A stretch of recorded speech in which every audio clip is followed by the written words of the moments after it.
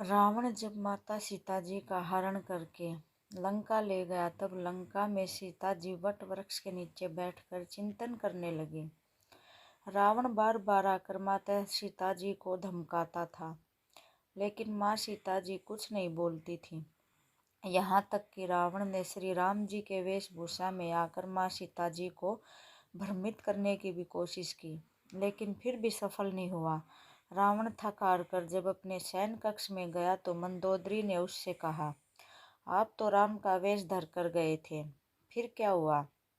रावण बोला, जब मैं राम का रूप लेकर सीता के समक्ष गया तो सीता मुझे नजर ही नहीं आ रही थी।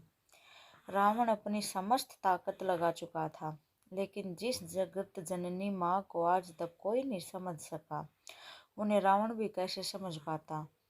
रावण एक बार फिर आया और बोला, मैं तुमसे सीधे सीधे संवाद करता हूँ कि लेकिन तुम कैसी नारी हो कि मेरे आते ही घास का तिनका उठाकर उसे ही घूर घूर कर देखने लगती हो। क्या घास का तिनका तुम्हें राम से भी ज्यादा प्यारा है? रावण के इस प्रश्न को सुनकर माँ सीता जी बिल्कुल चुप हो गई और उनकी आंखों से आंसुओं की धार बह पड़ी। इसकी सबसे बड़ी वजह थी कि जब श्री राम जी का विवाह माँ सीता जी के साथ हुआ, तब सीता जी का बड़े आदर सत्कार के साथ गृह प्रवेश भी हुआ। बहुत उत्सव मनाया गया। प्रथानुसार नववधू विवाह पश्चात जब ससुराल आती है तो उसके हाथ से कुछ मीठा पकवान बनवाया जाता है, ताकि जीवन भर घर में मिठास बनी रहे।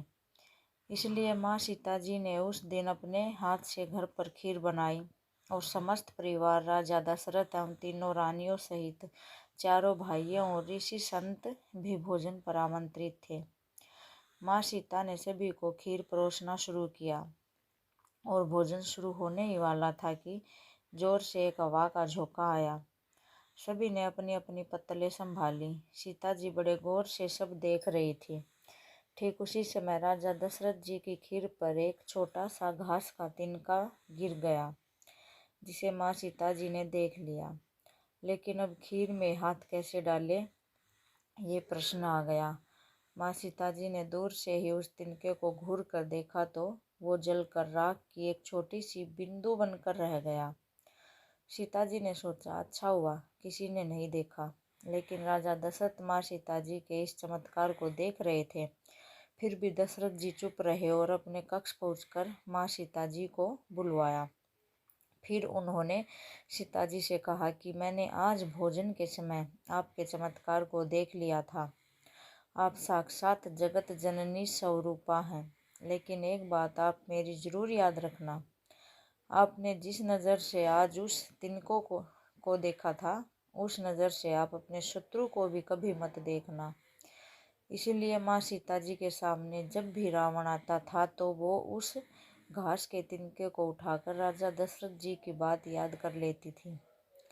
तरणधर ओठ कहत वेहेदी, सुमेरी अवधपति परम स्नेही।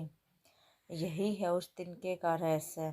इसलिए माता सीता जी चाहती तो रावण को उस जगह पर ही राख कर सकती थी, लेकिन राजा दशरथ जी को दिए वचन और भगवान श्री राम को रावण वध का श्रेय दिलाने हेतु वो शांत रही। ऐसी विशाल हृदय थी हमारी जानकी माता। अगर आपको वीडियो अच्छी लगी तो हमारे चैनल को सब्सक्राइब और वीडियो को लाइक करें।